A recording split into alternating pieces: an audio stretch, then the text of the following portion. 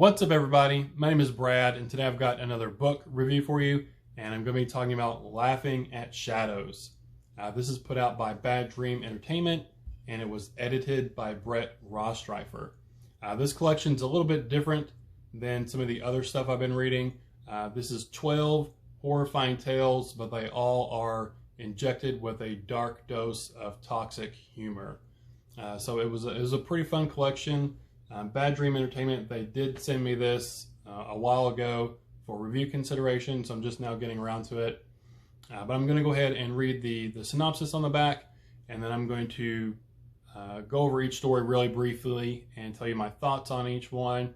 And then at the end, I'll give you my top 3 favorite stories out of the collection. Who says you can't laugh at horror? We've all heard of being scared silly, so obviously there's room between slashings, hauntings, and summonings for a good knee slapper.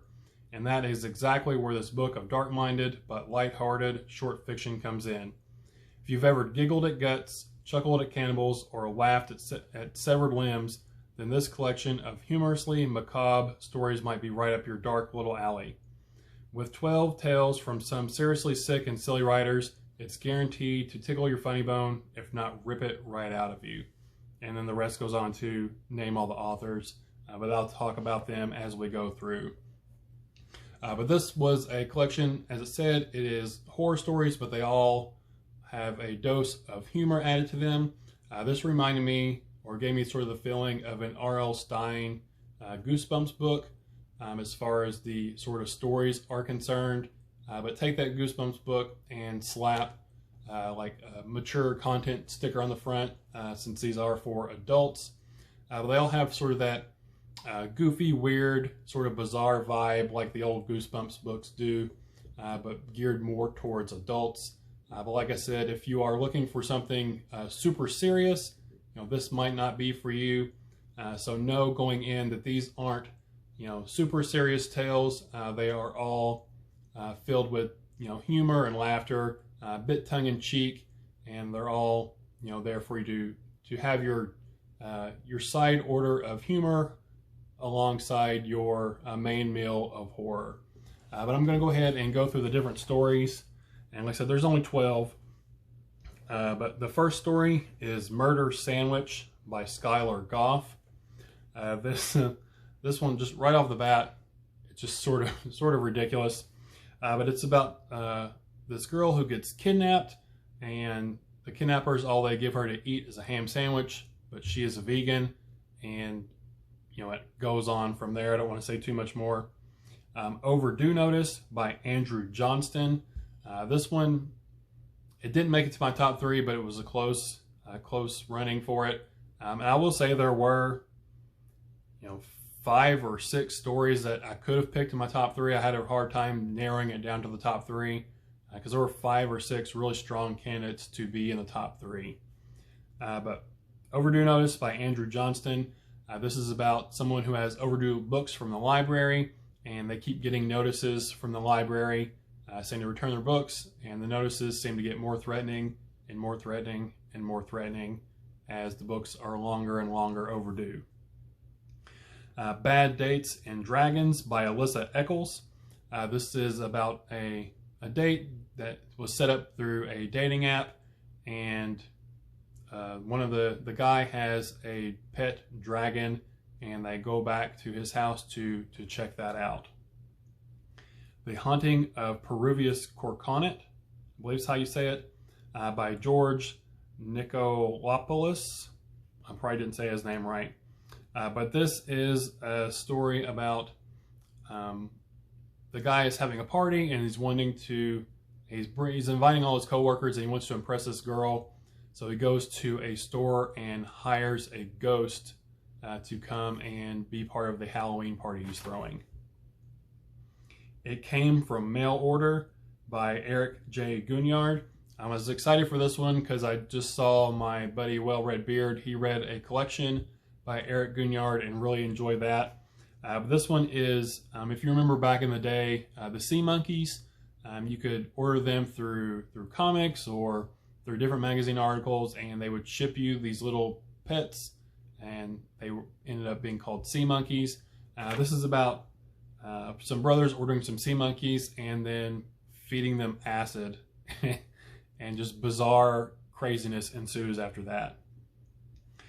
Captain Pistachio's Charming Rampage by Jeff Strand. This one was my this one was my third favorite in the collection, and this one actually made me laugh out loud. This one was quite funny, especially the dialogue. But think of the Mr. Planter's Peanut guy. You know, the guy has the big top hat and the monocle. If he were life-size and real, and he broke into your house and was trying to feed you peanuts, but in this case, he would be a pistachio instead. Your Diabolical Baby by Santiago Eximino. It's E-X-I-M-N-O. But this one was actually translated from Spanish. Let me see who the translator was. It was translated by Alicia L. Alonso.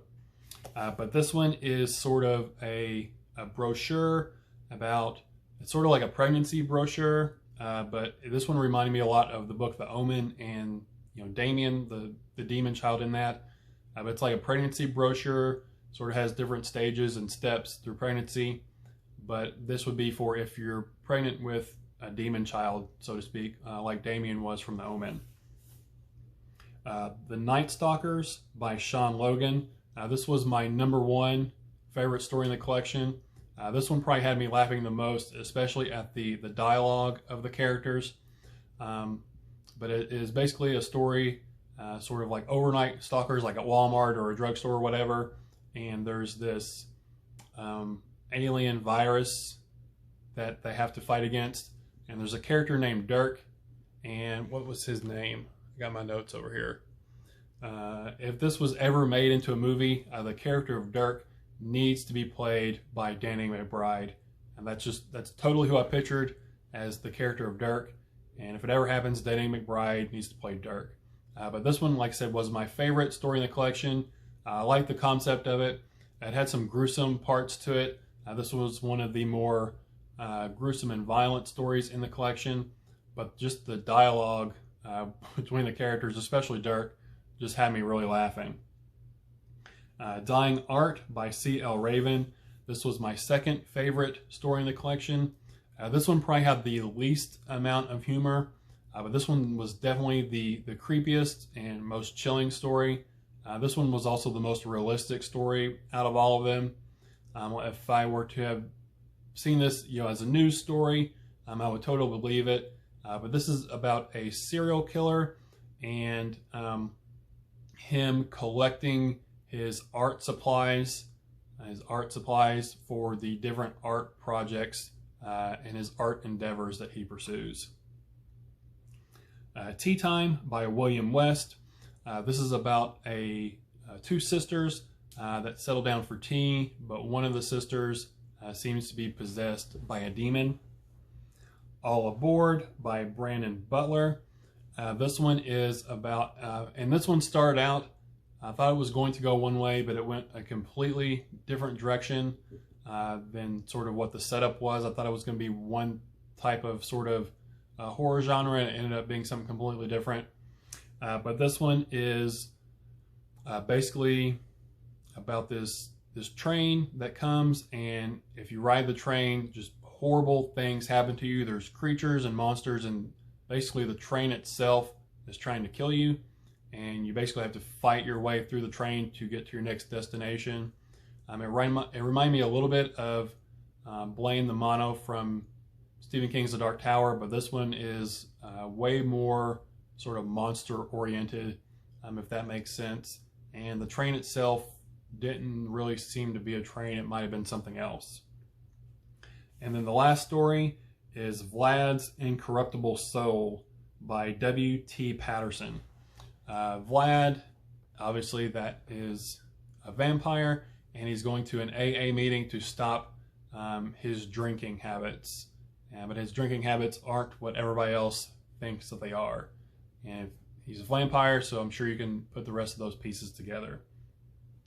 So my top 3 stories, number 3 was Captain Pistachio's Charming Rampage. It was bizarre and weird, and just super creative and out there, and the dialogue in it was really funny.